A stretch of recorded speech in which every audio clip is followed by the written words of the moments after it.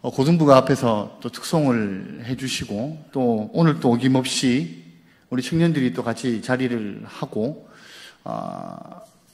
또 보통 때 잘 보이지 않으시는 분들이 금요에 기도에 함께 보이시니까 너무 좋은 것 같습니다. 이런 계속해서 이런 은혜가 금요 기도회 가운데 넘쳐나기를 소망합니다. 여러분, 우리나라 전래 동화 중에 그 해와 달이 된 오누이라는 전래 동화를 아십니까? 이쪽은 모르고 이쪽은 아시는 것 같고요. 이 전래 동화를 보면 내용이 이렇습니다. 이 전래 동화는 호랑이를 피해서 동아줄을 잡고 하늘로 올라간 오누이에 대한 동화입니다. 오누이의 사연은 이렇습니다. 오누이는 홀 어머니와 함께 살고 있었는데 어느 날 이웃에 품팔이를 다녀오던 어머니는 호랑이를 만나서 잡아먹히게 됩니다. 슬프죠. 아무도 안 슬프십니까? 어머니를 잡아먹었음에도 불구하고 성에 차지 않던 이 호랑이가 어머니로 변장을 합니다. 옛날엔 참 희한했던 것 같아요. 호랑이가 어머니로 변장도 하고 어쨌든 변장을 합니다. 그래서 오누이의 집을 찾아갑니다. 집이 어딘지도 알지 못했을 건데 어떻게 찾아갔는지도 모르겠어요. 어쨌든 찾아가죠. 찾아가서 거기서 어머니 흉내를 냅니다. 오누이는 호랑이의 목소리와 또 손바닥이 어머니와 다르다라는 것을 알게 되죠. 그리고 난 다음에 문을 열어주지 않고 있다가 이 호랑이를 피해서 우물가에 있는 큰 나무 위로 올라가게 됩니다. 오누이를 쫓아온 호랑이도 처음에는 이 큰 나무를 올라가려고 애를 쓰는데 도저히 올라갈 수 있는 방법이 없습니다. 그래서 이 오누이에게 호랑이가 묻습니다. 얘들아, 너 어떻게 해서 올라갔어? 이렇게 물으니까 이 오라비가 어떻게 얘기하냐면 우리 참기름 바르고 올라왔어. 이렇게 얘기하는 거예요. 그 비싼 참기름을. 참기름 바르고 올라왔어. 이렇게 얘기하니까 호랑이가 처음에는 참기름을 바르고 올라가려다가 미끄러져서 계속 떨어지게 되죠. 그 모습을 보고 있던 누이가 바보야, 우리는 도끼로 이렇게 찍어서 올라왔어 라고 사실을 얘기해 줍니다.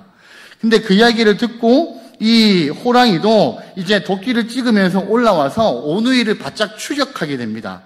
그때 이 잡아먹힐 위기에 처한 오누이가 하늘에 동아줄을 내려달라고 기도를 하죠.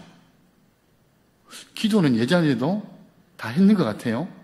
기도를 합니다. 간절히 기도하니까 어떻게 됩니까? 동아줄이 하늘에서 내려오게 됩니다.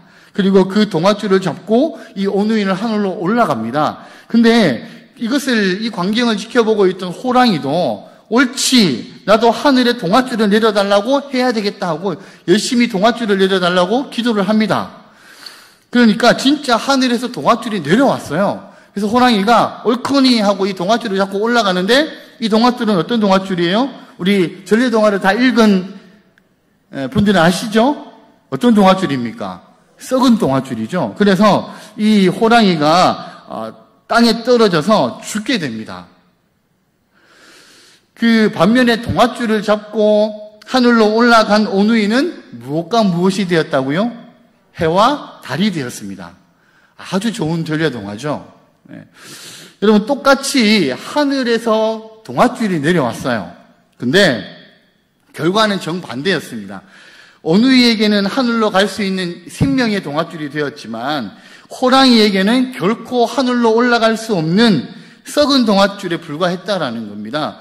같은 동아줄이지만 어떤 동아줄을 잡고 있느냐에 따라서 하늘로 올라가느냐 땅으로 떨어져서 죽느냐, 그것이 결정되더라는 것이죠. 오늘 우리가 같이 읽었던 말씀의 주인공이 아사왕입니다. 이 아사왕의 모습을 통하여서 우리는 무엇을 잡아야 할지를 발견하는 시간들이 되었으면 좋겠습니다. 나는 과연 무엇을 잡고 이 땅에서 삶을 살아가야 될까? 그것을 발견하는 시간들이 되었으면 좋겠습니다. 오늘 말씀의 무대가 되는 북쪽 이스라엘과 남쪽 유다는 예루살렘을 사이에 두고 끊임없이 갈등하고 그리고 분쟁하는 긴장 관계에 있었습니다.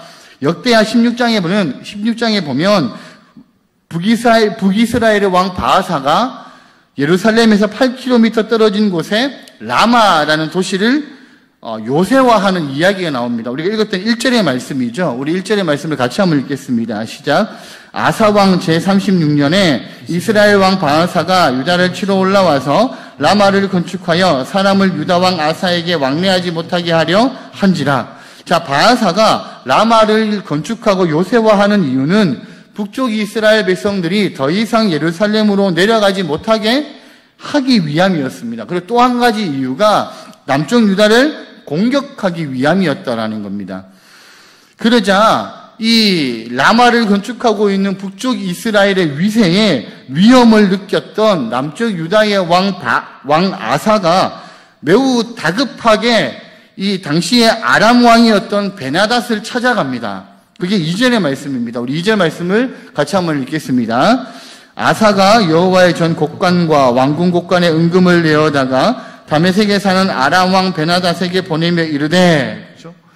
그러면서 뭐라고 얘기하냐 하면 당신 아버지와 우리 아버지가 화친을 맺었던 것처럼 우리도 화친을 맺읍시다 이렇게 얘기하는 거예요. 아사는 당시의 근동 지방의 강자였던 베나닷에게 도움을 요청하기 위해서 왕궁 곳간에 있는 은금을 다 가져갑니다. 그런데 이미 그러니까 아람 왕이었던 베나닷은 이미 북쪽 이스라엘의 왕이었던 바아사와 동맹 관계를 맺고 있었습니다. 그러니까 만일 바아사가 유다를 침공할 때 베나닷이 바아사를 도와서 이제 유다를 함께 치게 되면 아사로서는 그들을 대적해서 이길 방법이 없다라고 생각을 한 것이죠. 그래서 이 유다 왕이었던 아사가 급할 수밖에 없었습니다.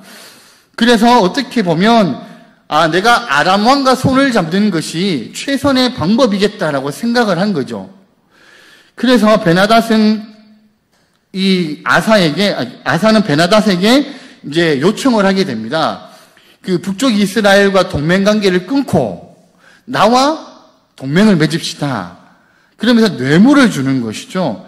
그러니까 이 베나닷이 어떻게 하냐면 북쪽 이스라엘과 동맹 관계를 끊어버려요. 그리고 북쪽 이스라엘을 공격을 합니다. 그러니까 바아사가 어떻게 돼요? 동맹 관계에 있던 아람이 쳐들어오니까 급하게 철수를 할 수밖에 없는 상황에 처하게 된 것이죠. 그래서 남쪽 유다는 그 위험에서 벗어나게 됩니다. 이것이 오늘 우리가 읽었던 전체 말씀의 내용이에요. 근데 여러분, 아사 왕이나 이스라엘 백성들이 생각할 때는 그래, 비록 은과 금을 주었지만 참 훌륭한 투자였어 라고 생각할 수 있습니다. 지금 우리는 외교적으로 아주 지혜로운 선택을 한 거야. 이런 선택을 했기 때문에 우리가 지금까지 공격당하지 않고 우리가 안전할 수 있는 거야. 아마 이 아사 왕은 그렇게 생각했을 거예요. 나는 참 지혜로운 왕이야 라고 생각했을 겁니다. 근데 그것이 하나님이 원하시는 방법은 아니었다라는 거죠. 여러분, 아사가 베나닷에게 도움을 요청하면서 준 것은 뇌물이었습니다. 그리고 베나닷은 이미 이스라엘과 동맹관계를 맺고 있었던 나라임에도 불구하고 유다 왕이 주는 뇌물을 받고 그 동맹관계를 끊고 북쪽 이스라엘을 동맹에서 적국으로 배신한 그런 왕이라는 겁니다. 여러분, 한 번 배신은요, 또 다른 배신을 부를 수도 있습니다. 한 번 타협이 어렵지 또 다른 타협은 사실은 문제가 되지 않는다라는 겁니다. 그러니까 절대로 변하지 않으시는 하나님을 버리고 배신을 아무렇지도 않게 생각하는 베나닷을 의지한 것이죠. 사실은 이것이 하나님이 원하시는 방법은 아니었다라는 거예요. 여러분, 우리가 믿음의 삶을 하나님 앞에서 살아가잖아요. 이 땅에서 믿음의 삶을 살아갈 때 우리에게 찾아오는 유혹과 우리에게 찾아오는 타협의 순간이 얼마나 많이 있습니까? 그때 한 번만 내가 지금 요번에 한 번만 내가 타협을 하고 그 다음부터 내가 절대로 타협하지 않을 거야 라고 생각해서 우리가 타협을 하기 시작하면 결국에는 우리의 신앙적 모습이 타협하는 인생으로 흘러갈 수밖에 없다라는 거예요. 여러분, 우리는 힘들고 어려운 일이 닥치면 자기 자신도 모르는 사이에 불이한 방법을 동원해서라도 그 문제를 해결하고 싶어 합니다. 근데 하나님은 하나님의 사람들이 불이한 방법을 구할 때 하나님은 그걸 싫어하세요. 하나님의 사람이 불이한 방법으로 그 상황을 모면하고 싶어 할 때 하나님은 그걸 인정하지 않으신다라는 거죠. 여러분, 우리가 진리를 따라 사는 것이 참 어렵잖아요. 여러분, 살아오셔서 아시잖아요. 하나님의 말씀인 진리를 따라서 살아가는 것이 쉽지 않습니다. 가시밭길처럼 험난해 보이기도 하고 때로는 그렇게 살아가는 것이 세상의 사람들이 볼 때는 미련한 것처럼 보이기도 한다는 거예요. 실제로 하나님 앞에서 진리를 쫓아서 살아가는 사람들에게 하나님을 알지 못하는 사람들이 너 참 미련하게 산다라고 얘기하는 경우들이 있잖아요. 근데 여러분, 진리를 따라서 살게 되면 후회하지 않은 인생이 된다라는 겁니다. 여러분, 그리스도인이 불의와 타협하지 않고 말씀대로 살아가게 될 때요, 그때 세상이 평안해질 수 있는 거고 우리는 믿음으로 승리할 수 있게 된다는 겁니다. 여러분, 우리 믿음의 선조들의 모습을 보면 알잖아요. 그 믿음을 지키면서 살아가기 어려웠던 그 시대에 우리 믿음의 선조들이 하나님의 말씀을 따라서 세상과 타협하지 않고 살아갈 때 그때 세상에 하나님의 은혜가 넘치더라는 것이죠. 하나님의 사람이 세상에 많은 하나님을 알지 못하는 사람들에게 칭송받는 그런 시대가 되더라는 겁니다. 아, 예수 믿는 사람이라면 내가 믿을 수 있어. 예수 믿는 사람이라면 그 사람이 하는 말은 진짜야 라고 얘기하던 시대가 있었다라는 거예요. 근데 지금 세상의 사람들이 뭐라고 얘기합니까? 예수 믿는 사람들이 하는 말은 다 거짓말이야. 예수 믿는 사람들이 하는 얘기는 믿을 수 없어. 예수 믿는 사람들이 하는 얘기는 다 자기들을 위한 얘기야. 이런 얘기를 우리가 듣고 사는 시대를 우리는 지금 살아가잖아요. 왜 그렇습니까? 하나님의 사람들이, 그리스도인들이 불의와 타협하면서부터 세상에 하나님의 공의가 점점 희미하게 되더라는 겁니다. 우리를 그리스도인들의 삶의 모습을 사람들이 진실되게 보지 않게 되더라는 것이죠. 그럼 오늘의 아사는 말고 그럼 이전의 아사의 모습은 어떠했냐라는 겁니다. 아사는 원래 이렇게 세상을 의지하기를 원했던 사람이었던가, 원래 이렇게 어떤 큰일이 닥치면 하나님보다는 세상의 힘을 의지하려고 뇌물을 주던 불의한 사람이었던가, 우리는 그 부분을 찾아봐야 되잖아요. 그런데 성경이 역대하 14장 2절에 보면 그렇게 얘기하지 않아요. 제가 한번 읽어드릴게요. 아사가 그의 하나님 여호와 보시기에 선과 정의를 행하여, 이렇게 되어 있습니다. 왕이 됐을 때에 아사는 종교개혁을 감행하거든요. 그리고 아세라를 숭배하는 그의 어머니 태우잖아요. 자기 왕의 어머니조차도 철저하게 폐위시킬 정도의 하나님 보시기에 선과 정의를 행한 사람, 그런 왕이 아사 왕이었다라는 거예요. 성경이 그렇게 소개하고 있다라는 겁니다. 여러분, 역대하 15장 16절 한번 보실까요? 같이 한번 읽겠습니다. 시작. 아사 왕의 어머니 마아가가 아세라의 가증한 목상을 만들었으므로 아사가 그의 태우의 자리를 폐하고 그의 우상을 찢고 기드론 시냇가에서 불살랐으니, 자, 아사 왕이 어떤 왕이었다고요?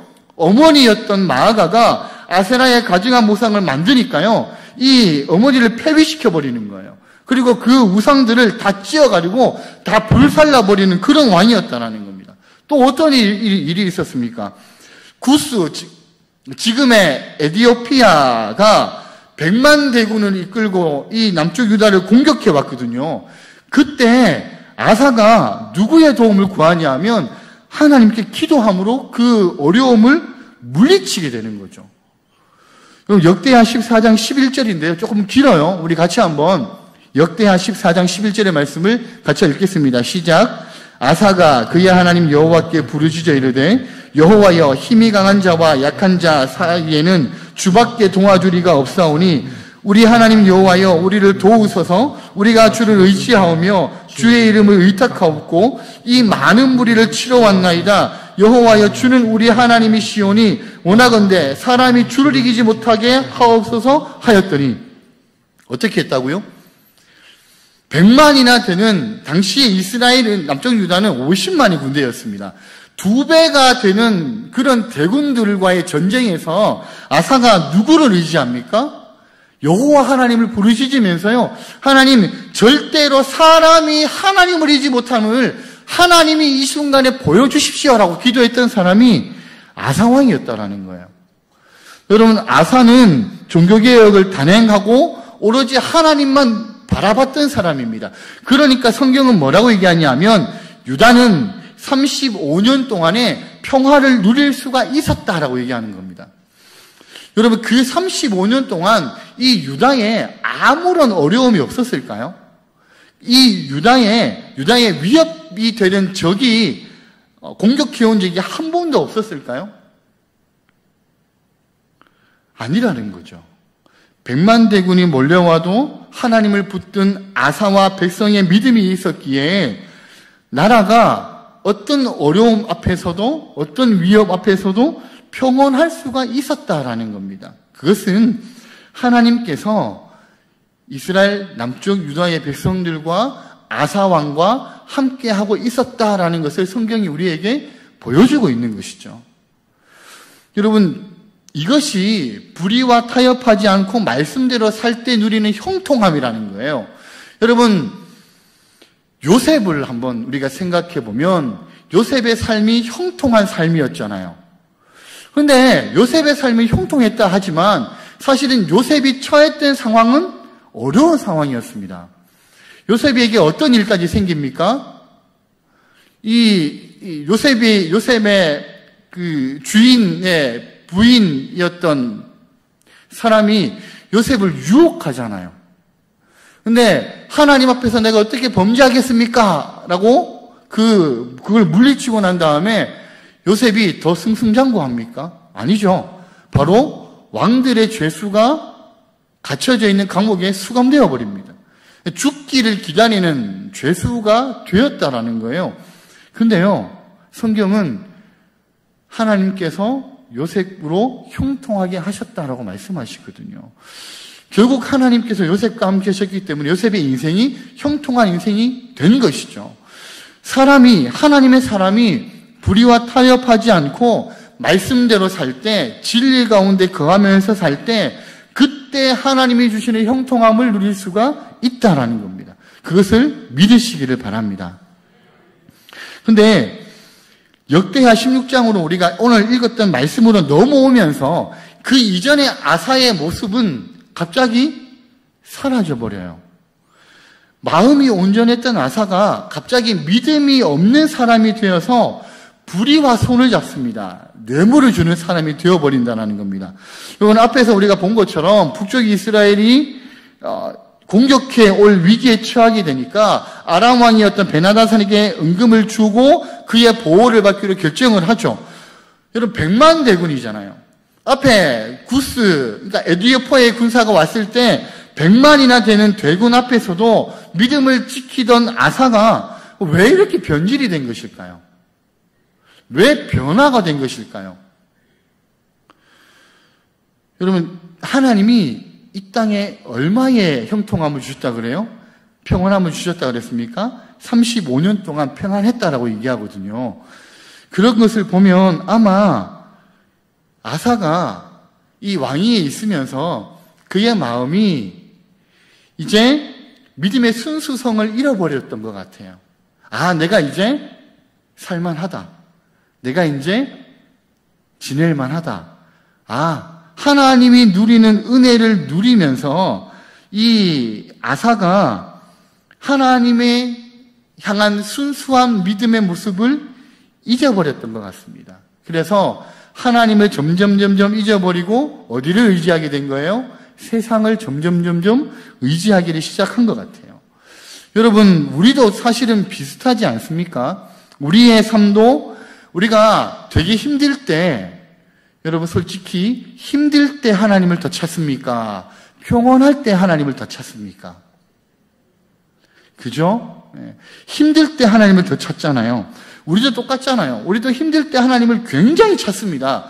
그러다가 내가 그 힘든 상황이 싹 지나가 버리면, 내가 먹고 살만해지면, 내가 급하게 생각했던 것들이 더 이상 급해지지 않게 되면 내가 처해져 있던 어려운 상황에서 벗어나게 되니까 어때요? 우리가 그때부터요, 하나님을 놓고 세상을 붙들더라는 겁니다. 여러분, 솔직히 우리의 마음이 그러하지 않았습니까? 믿음의 순수성을 잃고 여러분 세상을 의지하게 될 때요, 하나님의 형통함이 깨어지게 된다는 겁니다. 그것은 오늘을 살아가고 있는 우리들에게도 똑같이 적용이 되는 것이죠. 우리가 하나님을 붙들고 살아갈 때 하나님의 은혜를 경험하는 삶을 우리가 살아가지만, 우리가 하나님을 놓고 세상을 붙들고 살아가게 될 때 결국에는 우리가 의지했던 그 세상의 공격을 우리는 받게 된다는 겁니다. 여러분, 하나님께서 지켜주셨던, 하나님만 의지하고 나아갔을 때 35년간 유다는 평화의 땅이 되었지만, 어떤 위험이 찾아온들 그 위험 속에서 하나님이 지켜주시는 그런 나라가 되었지만, 하나님을 떠나는 순간이 되니까요, 세상의 공격을 받기 시작하더라는 거죠. 마음이 온전하던 아사가 하나님의 은혜를 누리는 가운데 믿음의 순수성을 잃어버리니까 결국 그 인생에 어려움을 겪게 되더라는 겁니다. 우리가 하나님을 믿고 의지할 때 하나님이 우리를 다스리십니다. 하나님의 방법과 뜻대로 우리가 처한 환경 속에서 우리가 최선의 삶을 살아가게 될 때 하나님이 우리를 붙들어 주신다는 거예요. 당장 눈에 좋아 보이는 세상의 방법을 택하면 당장 승리할 것 같고 현명한 것 같아도 반드시 대가를 치르게 된다는 겁니다. 그게 오늘 말씀이 우리에게 보여주고 있다라는 것이죠. 여러분, 뒤에 보면 결국에는 하나님이 선견자를 통하여서 이 아사왕에게 뭐라 그래요? 네가 화치를 맺었던 저 구스가 결국에는 너를 공격하게 될 거야 라고 말씀하시잖아요. 그리고 아사왕에게는 개인적인 어려움이 찾아오게 되잖아요. 여러분, 좀 세상 사람들이 볼 때 좀 어리석어 보이고 좀 미련해 보여도 우리가 하나님을 붙잡을 때 하나님께서 우리의 삶과 상황을 이끌어 가십니다. 그 하나님은 온전히 바라보시기를 바랍니다. 여러분, 우리는요, 뭔가를 할 때 그래서 생각을 해야 되는 거죠. 무슨 생각을 해야 됩니까? 하나님이라면 어떻게 하실까? 예수님이라면 어떻게 하실까? 내가 처한 상황 속에서 예수님이라면 과연 어떻게 하셨을까? 우리는 그걸 매 순간마다 질문하면서 믿음의 삶을 살아가야 된다는 겁니다. 그때 하나님께서 우리와 함께 하시고 하나님의 도우심을 우리 가운데 부어 주실 것이라는 거죠. 여러분, 그러면 이 아사에게 다시 되돌릴 수 있는 시간들이 없었을까요? 우리 지난주하고 이번 주하고 이제 다음 주까지 왕들의 이야기에 대해, 그래서 3명의 왕에 대해서 얘기를 할 건데, 우리가 지난주에 살펴본 게 솔로몬이었잖아요. 여러분, 솔로몬에게서처럼 한 아사, 오늘 우리가 함께 살펴보고 있는 이 아사 왕에게도요, 되돌릴 수 있는 기회가 있었다라는 겁니다.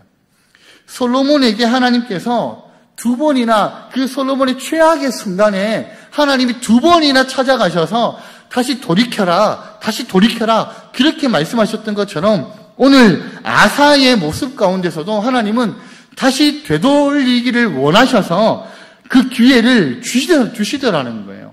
우리가 읽었던 오늘 역대하 16장 7절과 8절의 말씀을 한번 보겠습니다. 우리 쭉 같이 한번 읽어볼게요. 7절의 말씀입니다. 그때에 선견자 하나니가 유다왕 아사에게 나와서 그에게 이르되 왕이 아람 왕을 의지하고 왕의 하나님 여호와를 의지하지 아니하였으므로 아람 왕의 군대가 왕의 손에서 벗어났나이다. 8절요.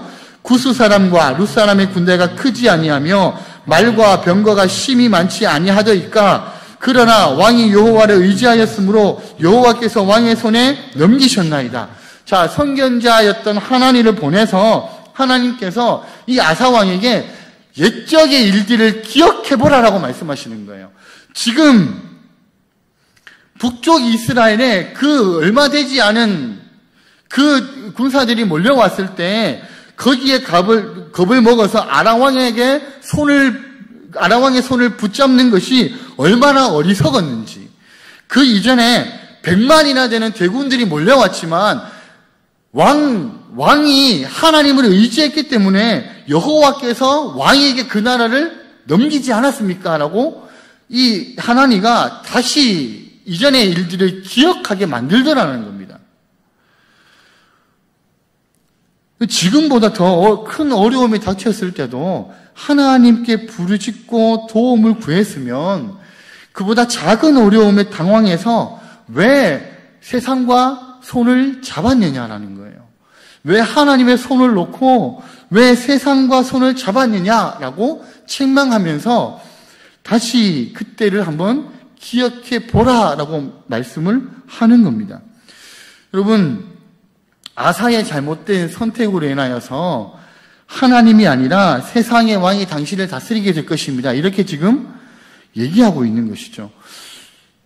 여러분, 믿음은요, 평안할 때가 아니라 문제가 생겼을 때 증명이 되잖아요. 그러니까 우리의 믿음은 우리가 교회 생활을 할 때 증명되는 것이 아니라 우리 삶에서 그것이 증명이 돼요. 정말 어려움을 닥칠 때, 정말 결정적인 순간에 내가 누구를 의지하는지를 보면 그 사람의 믿음을 우리는 알 수 있다는 겁니다. 위험이 닥쳤을 때, 위기 가운데 있을 때 내가 무엇을 붙잡고 있느냐를 생각하면 나의 믿음을 내가 알 수 있다는 거예요. 여러분은 진짜 중요한 순간에 진짜 도움이 필요할 때 누구를 의지하고 있습니까? 아무도 보는 이 없을 때 당신의 정체성은 무엇입니까? 세상 사람들이 볼 때 내가 예수를 믿는 사람이고 세상 사람들이 나를 볼 때 내가 믿음이 좋은 사람인 것처럼 보일 수는 있습니다. 그런데 아무도 보지 않을 때 내가 결정하고 내가 선택하는 것이, 내가 살아가는 삶의 모습이 진짜 나의 정체성이라는 것이죠. 여러분은 어떻습니까? 아무도 보는 이가 없을 때 하나님 앞에서의 신실한 삶을 계속적으로 흐트러지지 않고 살아가고 계십니까? 여러분, 김범곤 목사님의 책이 있어요. 생명의 떡 오직 예수라는 책에 보면 이런 부분이 있습니다. 우리가 흔히 기도할 때 주여라고 기도를 하잖아요. 우리가 기도에 별 내용이 없을 때 제일 많이 하는 것이 주여 이거잖아요. 근데 주여라고 해놓고 우리는 도와주소서라고 기도를 하는데 과연 이게 맞는 것일까라는 겁니다. 무슨 말이냐면 하나님은 우리 옆에서 우리가 그냥 도와주세요라고 하면 우리를 도와주시기만 하는 헬퍼가 아니다라는 겁니다. 하나님은 우리의 헬퍼가 아니라 우리의 주인이시다라는 거예요. 그래서 우리가 주여라고 부르잖아요. 근데 주여라고 부르고 난 다음에는 하나님 도와주세요라고만 한다라는 거죠. 그러니까 우리가 모르는 사이에 내가 뭔가를 좀 해보다가 안 되면 그때 돼서 누구를 찾습니까? 하나님 도와주세요라고 얘기하잖아요. 그러니까 하나님은 헬퍼가 아니다라는 거예요. 하나님은 우리의 주인이 되신다라는 것이죠. 그래서 내가 애쓰고 있는 이 일을 하나님께 도와달라라고만 하면 하나님이 도와주시는 수준에서 끝나버리지만 하나님이 내 안에 오셔서 사시고 그 하나님이 직접 일하신다면 하나님의 놀라운 기적이 나의 것이 된다는 겁니다. 여러분, 내가 일하면 내 수준에 그치는 거죠. 근데 하나님이 일하시면 하나님의 수준으로 완성이 되는 거예요. 전능하신 하나님을 우리는 헬퍼로 알고 있느냐, 아니면 하나님이 우리 인생의 주관자시냐라는 거죠. 저는 이 시간에 함께 하시는 우리 모든 성도님들이 하나님 앞에 기도하실 때 하나님이 나를 도와주시는 헬퍼가 아니라 하나님이 우리의 모든 인생의 주관자가 되십니다라는 고백으로 기도하실 수 있기를 소망합니다. 여러분, 역대하 16장 9절을 한번 볼게요. 이제 이 아사 왕에게 나타나는 결말이 주어지는데 어떤 결말이 나타납니까? 같이 한번 읽겠습니다. 여호와의 눈은 온 땅을 두루 감찰하사 전심으로 자기에게 향하는 자들을 위하여 능력을 베푸시나니 이 일은 왕이 명령되이 행하였은즉 이후부터는 왕에게 전쟁이 있으리이다 하며 35년의 평안함이 깨어집니다. 그리고 이후부터는 전쟁이 일어나는 거죠. 여러분, 선견자 하나니가 아사에게 망령되이 행하였다라고 충언을 하죠. 그런데 아사가 내가 스스로 잘했어, 나는 외교를 참 잘하는 왕이야 라고 스스로 만족하고 있을 때에 지금 우리 젊은 사람들이 얘기하는 말로 뼈 때리는 겁니다. 무슨 말인지 모르시죠? 그러니까 돌직구를 날리는 거죠. 진짜 직언을 한 것이죠. 왕이 정말 어리석은 짓을 했습니다 라고 얘기한 거예요. 이 영어 성경에 보면 왕이 정말 바보 같은 일을 했습니다 라고 되어 있거든요. 그러니까 하나니가 이 아사왕에게 와서 당신의 어리석은 행동으로 이 나라에 이제부터 전쟁이 있을 겁니다 라고 얘기했다라는 겁니다. 여러분, 그러면 이렇게 얘기하실 분들도 계실 거예요. 그러면 세상의 방법은 다 안 되고 우리가 무슨 일이 일어날 때마다 무조건 기도만 해야 되나? 그렇게 생각하시는 분도 있을 겁니다. 근데 그것을 얘기하는 게 아니라 아사의 행동이 어리석었다라는 겁니다. 그 이유는 그것이 하나님의 뜻에서 벗어났기 때문이라는 것이죠. 하나님께 기도하는 자는 하나님 앞에서 올바르게 행할 수 있게 된다는 거예요. 기도만 하고 아무것도 하지 마세요라는 말이 아니라 기도함으로 하나님의 뜻을 깨닫게 되면 그 깨달음대로 행동을 하게 된다라는 겁니다. 아사는 하나님께 기도하지 않았죠. 그리고 자기가 자기의 방법으로 세상의 손을 잡아버린 겁니다. 자기가 좋을 대로 세상적인 방법을 취한 것이 기도하지 않았을 뿐더러 기도한 대로 행하지도 않았다라는 거예요. 그 방법이 잘못되었다라는 것이죠. 여러분, 하나님은 우리가 하나님을 찾을 때 기뻐하시는 분이시거든요. 만일 하나님이 아사를 심판하시는 거에 초점을 맞추셨다면 굳이 선견자 하나님을 보내지 않았을 겁니다. 그냥 아사를 죽이시면 돼요. 너 잘못했구나 이러면서. 근데 하나님은 그렇게 하지 않으셨다는 거죠. 하나님을 보내서 왜 100만 대군을 기도하며 하나님의 힘으로 물리친 이를 기억하라라고 얘기를 했겠습니까?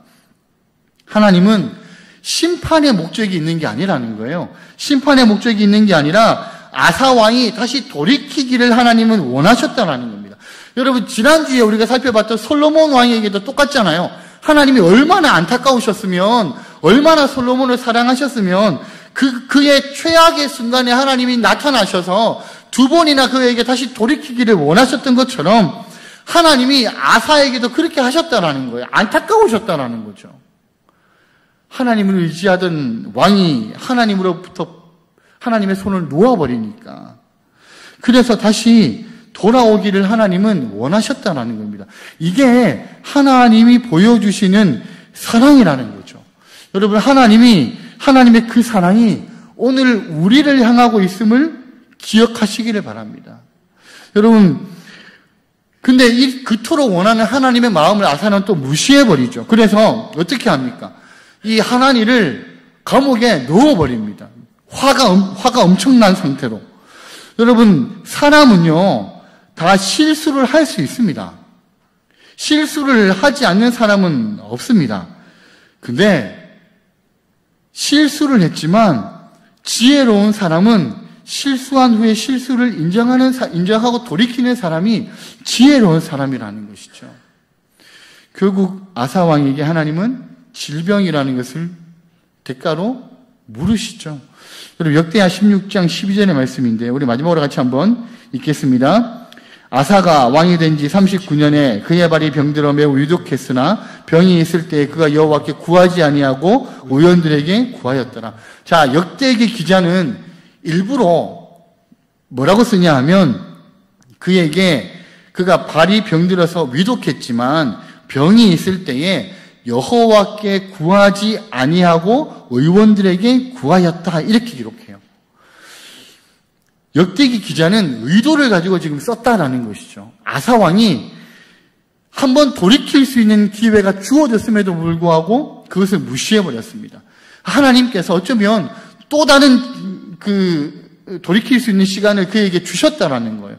그런데도 그가 하나님을 찾지 않고 세상의 의원들을 찾더라는 것이죠. 여러분, 아사 왕을 통해서 하나님이 우리에게 주시는 교훈이 무엇입니까? 세상에 어떤 이웃나라와 평화의 조약을 맺으면 안 되는 건가? 병들었을 때 의사를 찾지 말고 하나님께 기도만 해야 되는 건가? 그게 아니잖아요. 그 이후의 근원을 얘기하는 거죠. 그 결과가 무엇인지를 알아야 된다는 겁니다. 그러니까 하나님과의 관계에서 비롯된 문제라면 하나님께 찾아야 된다는 거죠. 하나님과의 관계에서 문제가 생긴 것이라면 그 관계가 먼저 회복되어야 된다는 거예요. 하나님을 생각하지 않고 불의한 관계를 맺은 것이 잘못이었고 하나님을 생각하지 않고 의사를 찾아간 것이 문제가 된다는 것이죠. 여러분, 하나님과의 관계의 문제라면 근본적인 문제를 먼저 풀어야 된다는 겁니다. 이사야 31장 1절의 말씀인데 우리 진짜 마지막으로 같이 한번 읽겠습니다. 이사야 31장 1절의 말씀입니다. 없네요. 제가 읽을게요. 도움을 구하러 애굽으로 내려가는 자들은 화했을진저 그들은 말을 의지하며 병거의 많음과 마병의 심히 강함을 의지하고 이스라엘의 거룩하신 이를 앙모하지 아니하며 여호와를 구하지 아니하나니. 뭐라고 그럽니까? 도움을 구하러 애굽으로 내려가는 자들은 화가 있을 것이다. 왜요? 그들은 여호와를 구하지 않는다라고 얘기하거든요. 근원이 치유되지 않은 하나님과의 관계가 문제가 생겼음에도 불구하고 그 문제를 풀지 않고 미봉책을 사용한다면 그 문제는 해결되지 않는다는 겁니다. 여러분, 우리가 살아가다 보면 그럴듯하게 보이는 것이 얼마나 많이 있습니까? 우리 눈에 좋아 보이는 것, 우리가 저것만 의지하면 될 것 같은 것들, 그런 것들이 얼마나 있습니까? 하지만 우리가 진짜 보아야 하는 것은요, 그 동아줄이 생명이 있느냐 아니면 썩은 동아줄이냐라는 것을 우리는 바라볼 줄 알아야 된다는 겁니다. 하나님의 마음과 뜻이 어디에 있느냐를 우리는 봐야 된다는 것이죠. 성경이 우리에게 증언하는 것이 무엇입니까? 하나님의 생각대로 사는 자들을 하나님은 결단코 내버려 두시거나 포기하지 않으신다라는 겁니다. 노먼 빌센트 필 박사라는 분이 이렇게 얘기하거든요. 문제를 붙잡은 당신의 손을 하나님의 손 안에 넣으시오. 그리하면 당신의 문제가 하나님의 문제가 될 것이다. 여러분, 하나님을 붙잡으시기를 바랍니다. 하나님을 내 삶의 왕으로 인정하신다면 그 하나님께 손을 내미시기를 바랍니다. 우리 삶의 성패는 우리가 누구의 손에 붙들려 있느냐에 달려있다는 겁니다. 우리가 누구를 붙잡느냐에 우리의 삶의 성패가 있다는 거예요. 세상의 썩은 동아줄을 잡는 것이 아니라 생명 되시는 하나님을 붙잡을 때 우리의 삶에 하나님의 일하심이 나타날 것이라는 겁니다. 그 하나님께 손 내밀고 그 하나님을 붙잡으며 그 하나님께 붙들리는 삶을 살아가시는 우리 모두 성도님들의 삶이 되시기를 예수님의 이름으로 축복합니다.